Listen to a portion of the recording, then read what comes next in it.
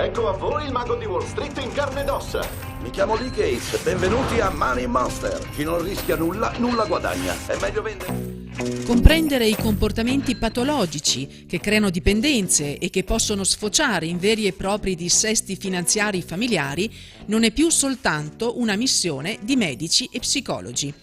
Diventa un dovere morale anche per le banche di credito cooperativo che, nella provincia di Vicenza, grazie alla fondazione che le riunisce, hanno scelto di educare, prevenire e sensibilizzare l'opinione pubblica sul tema ludopatie.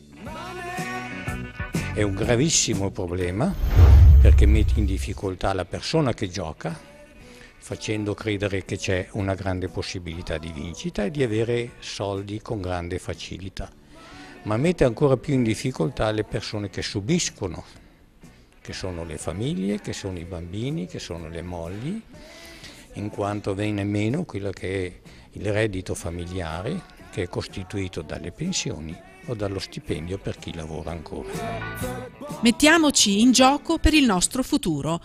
Una conferenza spettacolo che tiene incollati alla sedia adulti e ragazzi, proponendo un approccio alquanto singolare, sviluppato rigorosamente su modelli matematici. Fortuna o probabilità? E questo è un punto interessante. Molti ritengono che il gioco d'azzardo sia una questione di fortuna e lo è nel breve periodo. Se uno gioca poco, in effetti è una questione. Se si compra un gratta e vinci può anche vincere, non lo escludo, ma tutto è costruito per farle reinvestire tutto quello che eventualmente vince, farla entrare nel dominio della matematica, che è quello in cui si entra giocando tanto. Se uno gioca tanto, la fortuna non conta più nulla, è solo una questione di probabilità e posso calcolarle anche quanto avrà perso. Nel lungo periodo non c'entra nulla la bravura, né tantomeno l'abilità, né tantomeno la fortuna. Qual è stata la cosa che ti è piaciuta di più oggi? Quando abbiamo fatto il test, la prova sulla vincita e che alla fine, quando si pensava di vincere, che fosse una vincita facile, non è stata così. Cosa emerge da questo studio della matematica?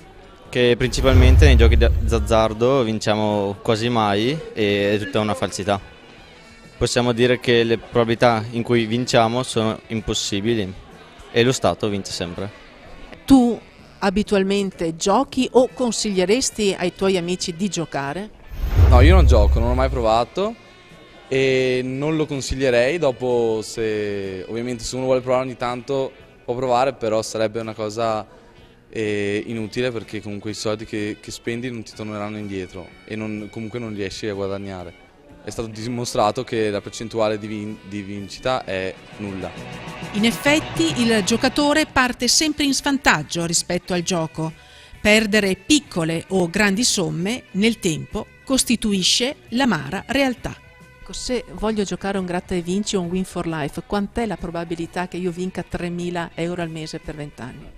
Allora, al Win for Life la probabilità di vincere 3.000 euro al mese per 20 anni con una giocata da 2 euro è 1 su 1.847.560, che detto così non vuol dire nulla, ma un matematico di inizio Novecento diceva tutte le cose più improbabili di 1 su 1.000.000 sono possibili in teoria, ma di fatto deve pensare che a lei non capiteranno. Il denaro c'è ma non si vede, qualcuno vince, qualcuno perde. Il denaro di per sé non si fa né si perde, semplicemente si trasferisce. Noi facciamo le regole. Le notizie, le guerre, la pace, le carestie, le sommosse, il prezzo di uno spillo. Tiriamo fuori i conigli dal cilindro mentre gli altri seduti si domandano come accidenti abbiamo fatto. Non sarai tanto ingenuo da credere che noi viviamo in una democrazia, vero Buddy?